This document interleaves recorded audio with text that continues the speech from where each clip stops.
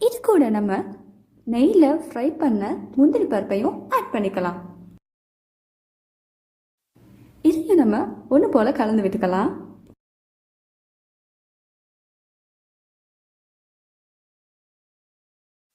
முந்திரி பருப்பு சேர்த்ததுக்கு அப்புறமா நம்ம இது கூட ஒரு பிஞ்சு போல் கிராம்பு பொடி சேர்த்துக்க போகிறோம்.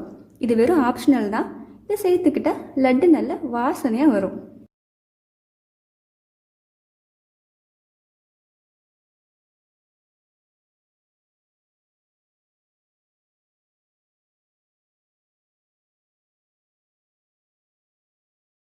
அடுத்ததாக நம்ம நெய்யை லோ ஹீட் ஃப்ளேமில் சூடு பண்ணிக்க போகிறோம்.